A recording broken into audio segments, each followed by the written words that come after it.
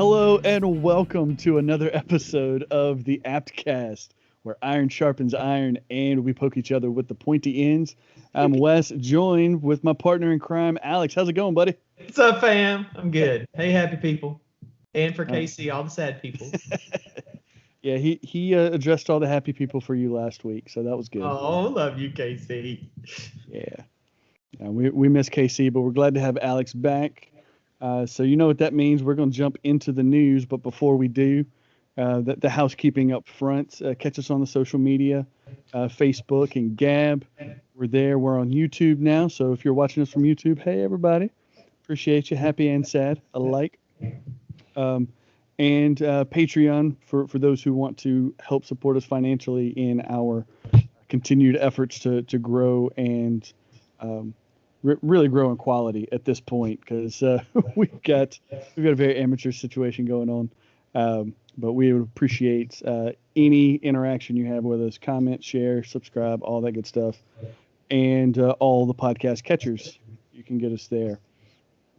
I think that's it, right, Alex? Yes, sir. I think that's all of them. All right. So a few quick hits through the news. This week, it seems that vacationing to Mexico is now frowned upon. Border crossing is not a good thing anymore. How dare you be a family man and go on vacation with your wife and son? Yes. What's your take on that with Cruz? Is it simply just bad optics, or is there a dereliction of duty here? I mean, I haven't found anyone who has a problem with it who can actually give me a reasonable answer for why he should have either A, remained in Texas, or B, what he could have been doing in Texas that he couldn't do elsewhere, right? Yeah. I haven't seen the answer for that. So dereliction of duty? No. Nobody can answer that. Any answer I get is, well, he's a lawmaker. He should be pushing for regulation and all these different things that could happen. I'm like, okay, fine. He's a lawmaker working in D.C. And he's a conservative lawmaker. Yeah. And he's a conservative lawmaker, so he wouldn't be doing what you want him to do anyway.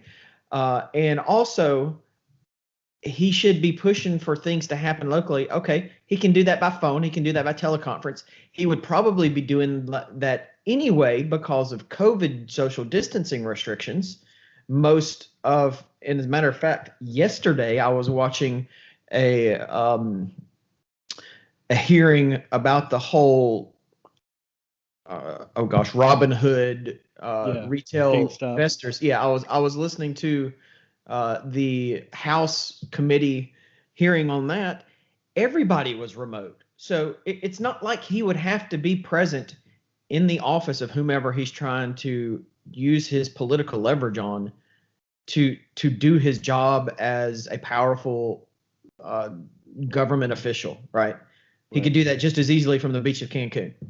So I can't find a valid reason that anybody has given. If someone listening to this show has a reason that I'm unaware of, please share it, because I just haven't heard one. But yeah, so it's definitely an optics issue. And the biggest concern with the optics is he didn't leave at the front end of the storm. They were already full into the blackouts, the rolling blackouts. People had already died from freezing when he left Wednesday. So that caused a stink. That's bad optics. And the worst part about it is, after getting the bad publicity, he immediately came back and apologized, saying, yeah, it was probably a bad decision to go. No, it wasn't. Pick one. Either it was okay to go, or you shouldn't have ever gone. It wasn't. You're pandering to the people trying to play the middle ground. So, I mean, we could do a whataboutism and go back to last spring and summer when Democrats had a whole panel of people on a retreat in Mexico in the middle of COVID quarantine shutdowns, while they were telling everybody else, you need to shut down. We need to shut down the entire economy. They were all frolicking as a group, not individuals with their own family, quarantining their family while on vacation. They were at a group retreat with a bunch of their leaders in Mexico. So the hypocrisy is real since nobody took them to task. Yeah. Does that justify Cruz? No, it's just a compare and contrast I'm bringing up, right? Yeah. I'm not using it as a whataboutism. I'm just comparing the hypocrisy of the same people taking him to task, not caring, and most of them probably not even knowing, because the media protect them so well, that all these Democrats were at this big retreat last year when they were supposed to be social distanced and quarantined from everybody with COVID. Yeah, if your criticism for Cruz is greater than the criticism there was an absence of criticism for Democrats doing the same thing, then really the objection is just the letter at the end of the name, exactly. Not the actions that were taken. Exactly. Yeah. And that's all I've seen. Yeah. And as far as Cruz is concerned, I'll be honest, I was a little disappointed because, but like you, I don't see it as a dereliction of duty. But nowadays, and I don't know if it's more especially because of COVID or if it's just the way the culture is trending, but there is a much more, a much higher focus on performance or the feeling that you get from lawmakers rather than what they're actually doing. Right. Yep. Think AOC go into the parking lot to have a photo shoot to protest kids in cages. Right. Didn't really do anything, but it was very effective in drawing an emotional response. And that emotional response drove the discussion. Similarly, Cruz going down, it just looks bad. And one of the worst things, the only thing I would actually consider a potential dereliction of duty for him is going to the airport, knowing the animosity he has against him from the left, and asking, I guess it was Dallas-Fort Worth, the security at the airport to escort him and his family to protect them from potential threats, right? They were they were asking, I don't know if they got it, but they were asking for resources that needed to be used for the real I just lost the word I was looking for. Crisis going on in Texas right now. Yeah. So that is a potential real problem. But that's him leaving to go in on this vacation, no. Him going after it had all started, no. What you just described is an optics issue, right? It's the feel that it's not the right decision. It doesn't matter whether it is the right decision. It's the feel that he should have been doing something. One of the arguments I got from people online was, well, Beto O'Rourke is pooling resources and working locally. Okay, he's doing that for optics. He doesn't. Yeah. He doesn't. Once again, it's optics. Right. He doesn't matter. And then again, AOC has created a fund to get resources delivered to locals that she's announcing she wants people to donate to. Okay, great. A public figure is doing what nonprofits and donations do anyway. She's doing it for optics. Yeah. But people are praising her and be like, well, why isn't Cruz doing this? Nobody would care if your favorite person wasn't doing it, right? Nobody would insinuate that Cruz needed to be doing that too if his opponent hadn't come up with an idea to make him look bad. Yeah. Right? You don't know what Cruz is too smart for that. He's an intelligent guy. He should know better, ultimately. Yeah. He should know that this is going to be used against him. And he still made the decision to go. So it is a very bad optics thing. I don't care about optics. I care about performance, right? Yeah. I don't necessarily like all of Cruz's performance, but that's a whole other subject compared to this. So again, literally every argument I've heard is nobody can come up with a good idea for what he should have done that would require him to be local and working in the city. Because let's be honest, if he was going to a soup kitchen the way this person was talking about Beto O'Rourke had done, he would need the same extra security he asked for at the airport because of all the animosity against him. So if he goes out in public in the middle of this crisis he's going to be causing the same harm that people were fussing at Trump about. Why weren't you here? Why didn't you come do this? Well, he needs the extra security because of the animosity against him that he decided to stay away until things had calmed down. So he didn't take up the resources needed for the emergency response. Same thing would be the case if Cruz was out in one soup kitchen showing visibility, right? He's better to stay out of the way and let the people who have the local responsibility, who have the local authority, do their job and be the mouthpiece on the national level. He could do that from a beach in Cancun. Yeah, he could. And it goes back to like that whole thread kind of goes back to the idea that the objection is really the letter at the end of the name, right? Yep. If he does something, he's not going to do what leftists and liberals and Democrats want him to do. His advocating for energy policy is going to be away from the wind turbines that have frozen and the solar energy that's proven more costly than beneficial, and towards fossil fuels, because that's the sources of energy that's helping to keep Texas, to whatever degree it is, moving forward.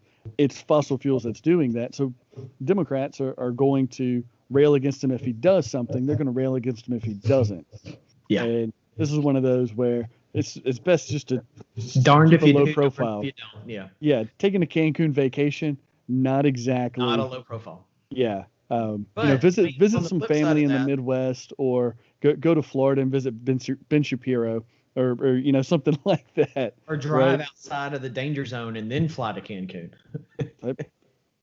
I wouldn't even say that. I'd say go to a city that's not known for spring break or beach vacations or that kind of thing. Again, that's optics to me. I don't care. I'm with you. It is, but at the same time, read the room, so to speak. Yeah, it matters. The general consensus. Yeah. So on the parent subject, we're talking about Texas's energy crisis. Wow. A lot of the complaints about them are they didn't winterize their systems. They should have. They were told to after 2011 and 1989 to winterize their systems. Well, ERCOT, the private organization that manages their power infrastructure in Texas, is a fast and loose, mostly free market economy type organization. They privatized their system so they didn't have to follow some of the more stringent federal guidelines, but they were allowed to do that, right?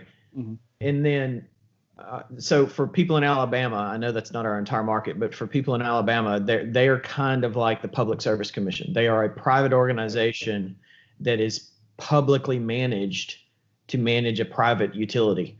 So they are answerable to the government, but they are a private entity. They privately manage the private electrical infrastructure of Texas. So in 2011, that was the last big winter storm they had.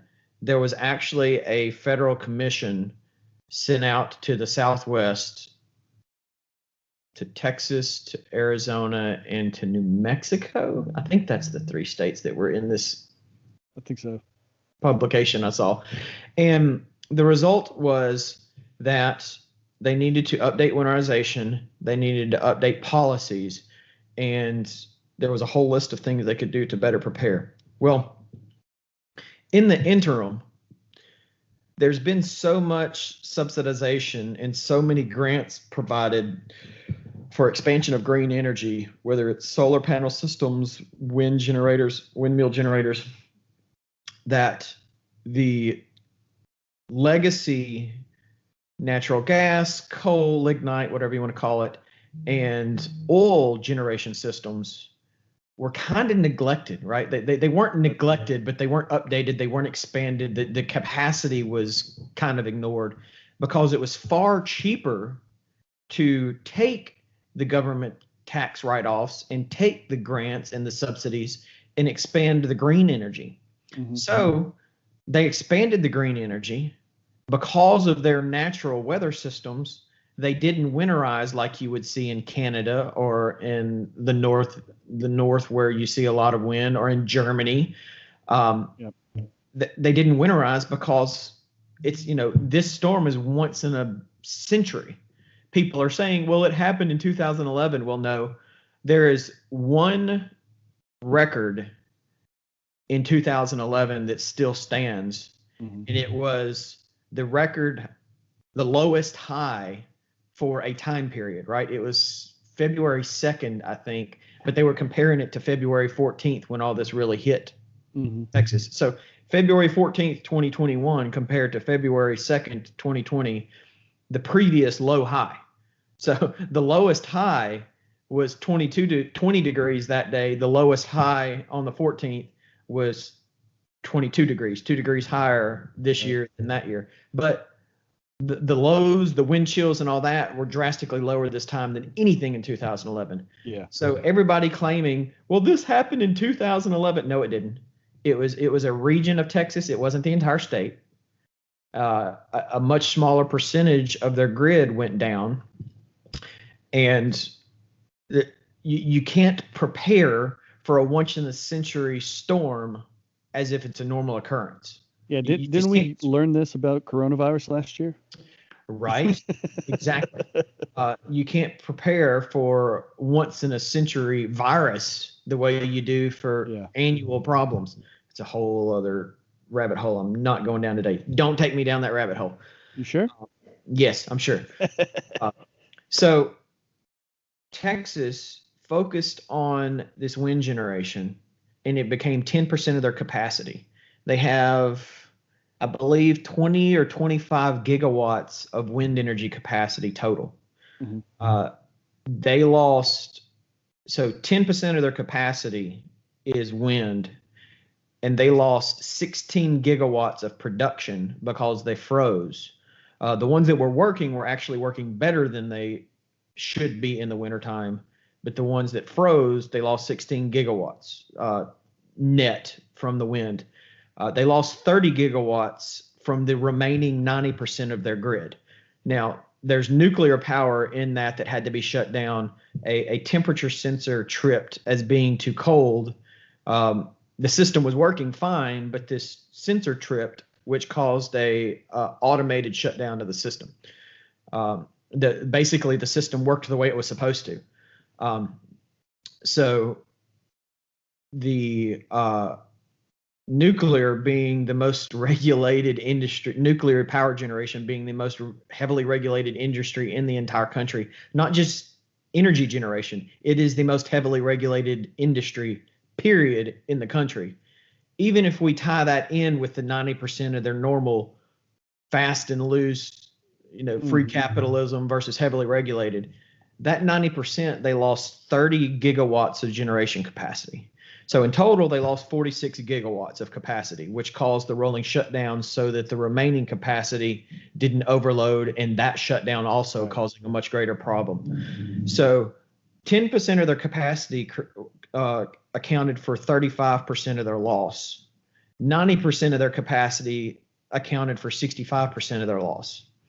Dividing 35 by 10, 0.35 by 0.1, you get a 0.72, you get a 3.5 factor, okay? Yeah.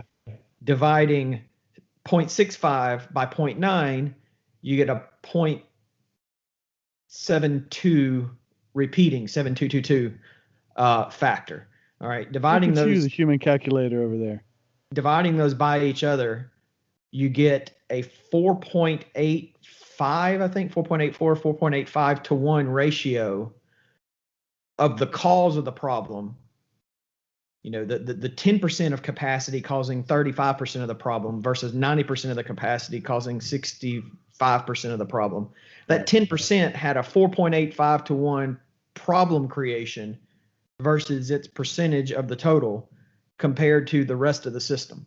So even though you had twice as much loss of capacity from the rest of the system, you had 9 times as much. Right. The generation from the system. Exactly. So the green energy caused an almost exponentially greater problem for the system. And yet people like AOC are like, well, we need to depend more on that stuff. 1/9 of the capacity caused half the problem. or more than half the problem. A third of the problem. 10% of the capacity caused a third of the problem. So I'm all for green energy, right? I would love to put a solar panel system and maybe wind, but my area wouldn't work well with wind because we're in the middle of trees. Yeah, too many trees on the side of a mountain. I'd need to be on a plain. Cut all the trees down. That'd be nice. No, I like my trees. Natural fence. Yeah, but so I'm all for green energy. Our state's alternative energy regulations, as they tie into our Alabama power regulations, make it prohibitive. So if I have to tie into the grid, my total energy cost for grid power would be higher if I had alternative energy supplementing it than it would be just tying into the grid. So it's Alabama Power got to get the same amount of money every month, whether you need the power or not. Well, it's not even just that. That's the argument. You know, the people who are arguing against Texas's fast and free capitalism and arguing against Cruz would say. But the problem is the regulations that same Public Service Commission. I think we've talked about this before on the show. Alabama has a must provide standard handed down from the Public Service Commission. So any grid tie alternative energy is going to be as cyclical and unreliable as Texas's system was. If it's raining, if there's a snowstorm, your solar power system's not going to produce. If it's too windy, your wind power is not going to work. If there's no wind, your wind power is not going to work. The only thing that's consistently reliable is hydropower. So if you have your own homemade or custom built hydro system on a river or a stream on your property, you could produce consistent power. So if you're tied into the grid and your alternative energy doesn't work, Alabama law requires Alabama Power to provide you with power as you need it. So the unpredictable cyclical nature of green energy sources puts a higher than usual strain on their system from people who have grid tie alternative energy systems. Gotcha. So because of Alabama law, you create more unpredictability in their energy production needs. And that unpredictability is what you're paying for, basically. Exactly. Gotcha. Okay. So there are specific issues that cause that in Alabama that are tied to our laws, not Alabama Power just being a stingy capitalism is bad kind of company. Well, I mean, they are, but that's beside the point. Yeah. Well, we have really good rates. They're not as good as they used to be compared to the rest of the country, but we do have good rates for our power. I mean, we have some of the most expansive hydropower generation of anywhere in the country, but anyway, it's all good. Current events topic. Yeah. So you said you don't want to go down the rabbit hole, so maybe next week we'll touch base and see if the incoming administration has figured out what their position is on reopening schools amongst the pandemic. So we'll just set that off to the side. We'll give them some more time to deliberate. And the main thing we wanted to get into today is this ridiculousness. I'm sorry. Wait, we got to be objective at first. This reemerged perspective referred to as the white identities, or the 8 white identities. Now, for some context, there'll be time for that. For some context, it was put out by Barnor Hesse, who, according to profile on Northwestern's page, is the Associate Professor of African American Studies, Political Science, and Sociology there at Northwestern University. And also kudos to this guy because he's got a PhD, but he's not listed as Dr. Barnor Hesse. And I don't know how many people I've run into that have that doctorate that insist you call him doctor. So we'll give him the benefit of the doubt there. But this idea, from what I could tell, actually goes back to as early as 2014. So this is not a new idea. This is not an idea that has emerged because of Trump or because of the events over the last 4 years. Sorry. This is something that's just kind of simmering, and it seems to go back to around the time of the emergence of Black Lives Matter, kind of in that aftermath, one of the ripples. And it's to me, it's quite interesting because we're discovering it now because these 8 white identities, as they're called, were put forth to parents of students in the New York City public education system as food for thought. Yeah. So let's chew on some food for thought, shall we, Alex? Yeah. So it came out after Robin DiAngelo created her concept of white fragility, the Kafka trap of no matter what you do, you're proving white fragility. So this is in that same kind of time frame around Obama's second term, where white man bad predated orange man bad. So the 8 white identities, starting at the worst in their mind. It's a spectrum. One to 8, and starts off the worst. And what kills me is it was brought back into the public light because New York City school system is teaching this in the classroom. I don't know if you mentioned that specifically, but this came up because it's being taught in public schools. Thank God my kids aren't in public school, much less in New York. Anyway, so the concept is there is a regime of whiteness and there are action-oriented white identities. People who identify with whiteness are one of these. It's about time we build an ethnography of whiteness, since white people have been the ones writing about and governing others. Wow. So let's stop there for a second. People who identify with whiteness are one of these. We don't identify with whiteness. Right? Yay! Done. Okay, so I didn't even catch that. Don't identify with whiteness. I identify as an American. I identify in numerous ways. The color of my skin is not particularly one of them. The color of my skin doesn't matter. And that's an interesting perspective as we go into this, because this concept of whiteness it's muddying the waters, right? It's taking language that we associate in one way and it's co-opting it for another use. We've seen that with Black Lives Matter and the rise of blackness, or what it means to be black. And now we also see it here with this concept of whiteness. And I think back to last year, was it the National Museum of African American History and Culture had the white culture, or whiteness and white culture display that was up for about a week or two before they realized, oh, you mean to say math and science and objective truth and the nuclear family, all of that's whiteness? Oh, that's bad. Okay, let's take it down. Yeah. Right. Just like Black Lives Matter had their what we believe section removed, so it's like popping their head up to see how radical can we be. Nope. We saw the shadow, so let's go back in the hole for a little bit. We'll come back later. And this seems like another attempt to that, to see how far can we press this? Yeah. What kind of pushback are we going to get? How far can this Overton window go? And the problem right now is Democrats are taking such extreme advantage of what they see as momentum after the events of January 6th and Trump being quieted, I guess you'd say, after the 6th, to make anything conservative and right-wing evil or equitable to whiteness, whiteness or not national, homemade terrorism.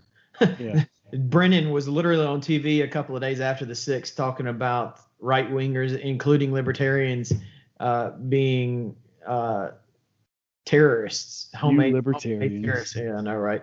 It's wild. Anyway, so the push is stronger now because they feel like they've got extra momentum. But to get into these, number one, on the red side of the spectrum, evil side of the spectrum, white supremacist, clearly marked white society that preserves, names, and values white superiority. Who identifies whiteness as white superiority? I mean, even if you look at something like the Proud Boys, right? Mm-hmm. They look at Western society as superior, not white society, and yet they're called white supremacists, right? Well, the reason for that is things like what we see in the Black Lives Matter statement of faith, things like we saw in this Smithsonian last year, is that this concept of whiteness isn't just a product of skin color, but they're using it to describe a philosophy of thought or philosophies of thought, maybe a bucket to put it all in. And what is done in practice is the things that we don't agree with or the things that violate our new orthodoxy are thrown in the bucket. Yeah. I mean, it's funny how for 3 or 4 decades, the left have been mocking anyone who accuses them of social Marxism, advancing social Marxism. But what's been going on the last couple of years is the epitome of social Marxism. They are destroying the culture with this preposterous redefinition of everything. So that's white supremacy. Clearly marks white society that preserves, names, and values white superiority. White voyeurism. You know, God, these terms, just the terms are absurd. Wouldn't challenge a white supremacist, desires non-whiteness because it's interesting, pleasurable, seeks to control the consumption and appropriation of non-whiteness, fascination with culture. Example, consuming black culture without the burden of blackness. What? So when I was in middle school, and I was in Birmingham City Schools, for those of you who don't know, it's a predominantly black school system. I talked the language of my fellow class members. I listened to hip hop and rap music, right? So would I have been a white voyeurist or voyeur at that point? Would I have been white voyeur? You would have. How dare you? So consuming the black culture, whatever that means, without the burden of blackness, whatever that means. Yeah. So we've been hearing the term white privilege since the beginning of the Black Lives Matter movement and before. Apparently white privilege on this scale is less bad than white supremacist, and then less bad than supremacist is white voyeurism. Less bad comes, and I'm using that horrible grammar on purpose to mock the concept. Third less bad, white privilege, may critique supremacy, but a deep investment in questions of fairness, equality under the normalization of whiteness and the white rule. Sworn goal of diversity. This brings to mind those folks who are apologizing for their whiteness and seeking to be the anti-racist.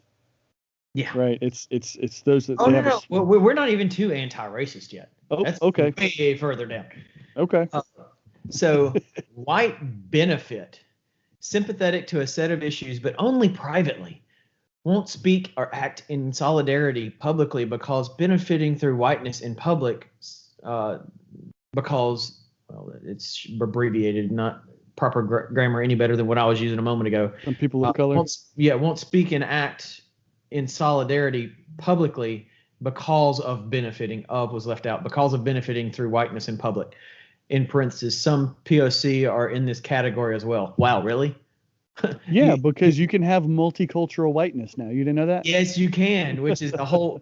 So it's interesting that this concept existed as early as, when did you say, 2014?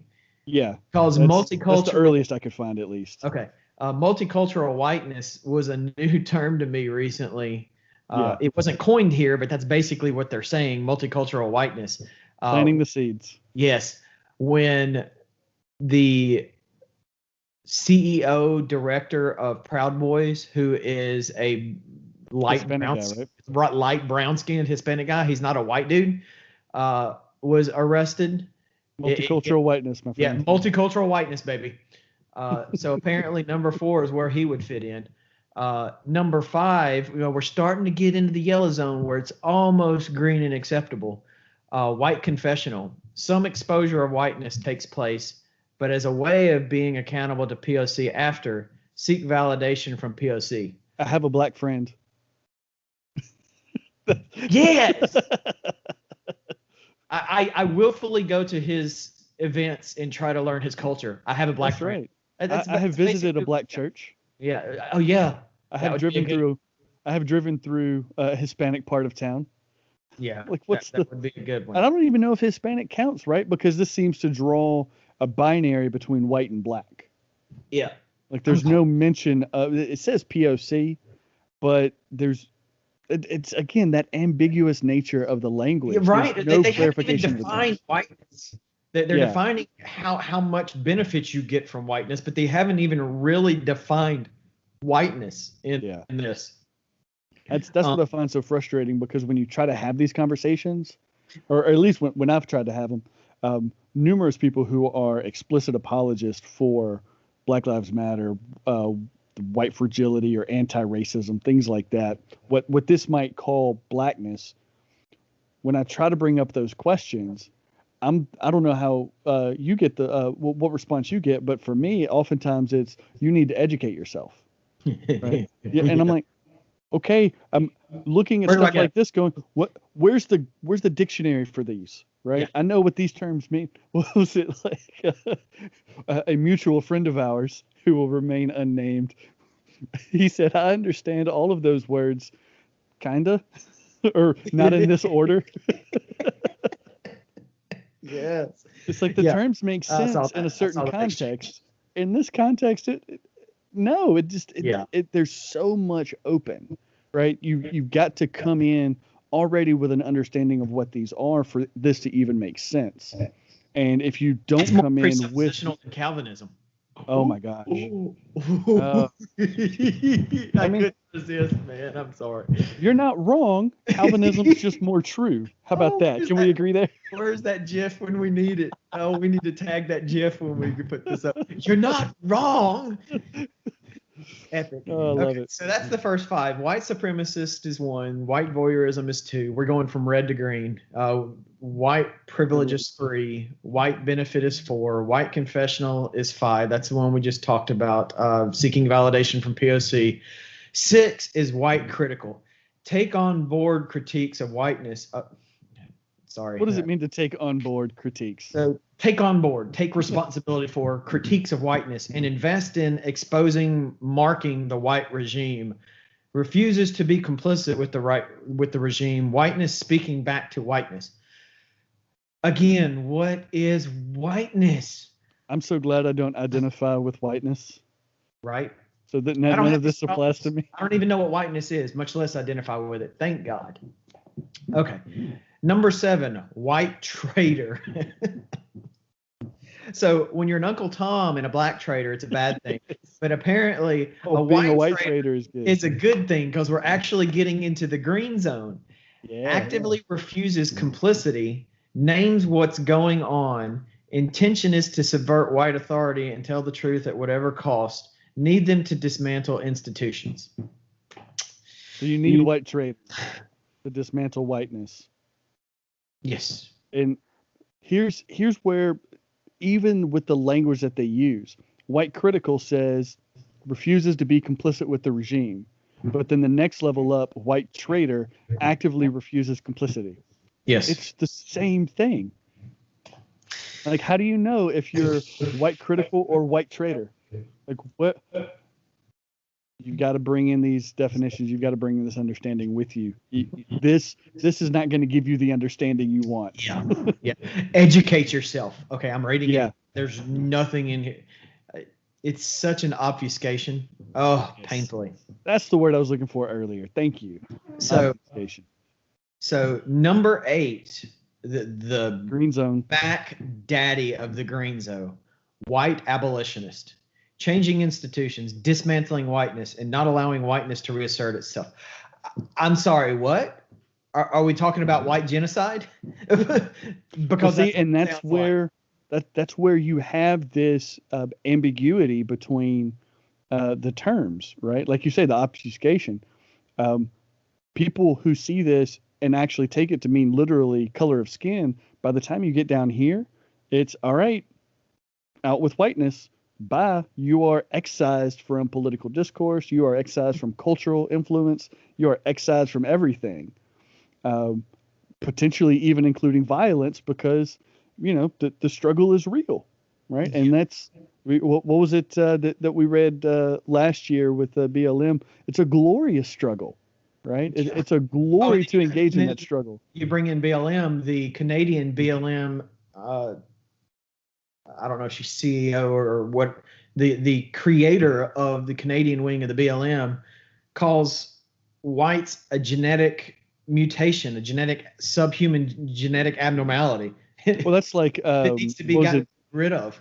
Yeah, Nick Cannon talking about Black Hebrew Israelites, last year, the year before, referring to whiteness as that same kind of substandard or subnormal condition. Yeah, which is interesting. I was born this way. I can't help the color of my skin, just for the record. And what's really concerning about all this is you're already seeing the Orwellian unpersoning of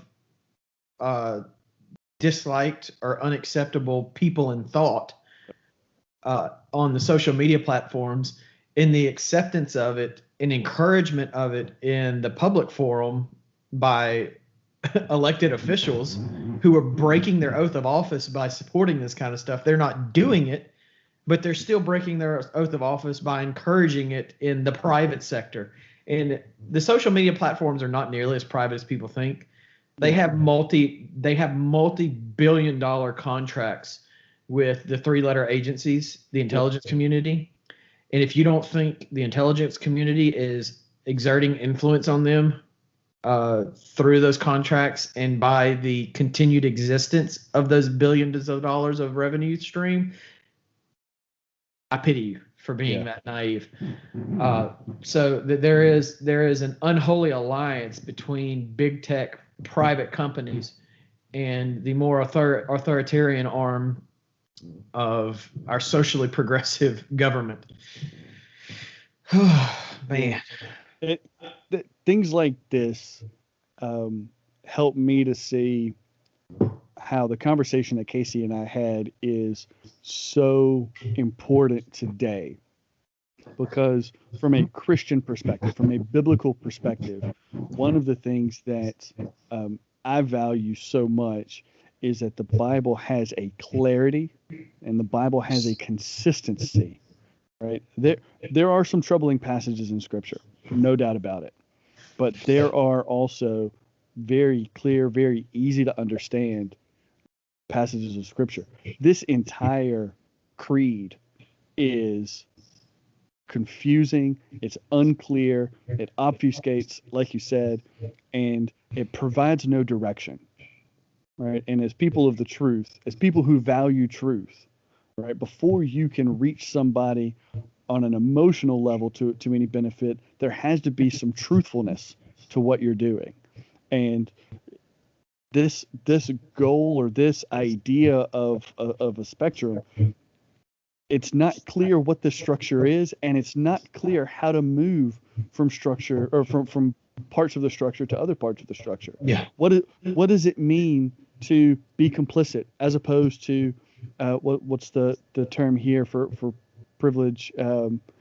A deep investment in questions, right? Or changing institutions. Right? If I don't have the power to change the institution, is that just something I can't be a part of? Right. If I'm looking at this, right, there needs to be not just clear direction, but there needs to be an empowerment to achieve it. And that seems to be lacking in so many of the different things like this. We don't have the same clarity, the same consistency, and that empowerment is lacking to actually achieve what's being put forth as these goals. Yeah. And I mean, just to give a perspective, right? This assumes that whites or whiteness, people who let's keep up with their terms. Yep. People who identify with whiteness are one of these. So I guess they would just accuse us of identifying with whiteness because our skin's white, but we don't know because it doesn't explain it. So whoever falls into one of these 8 categories, obviously they think some people of color do, people who identify with whiteness, even if we just narrow it to the white people in this country, whites account for 63% of the country.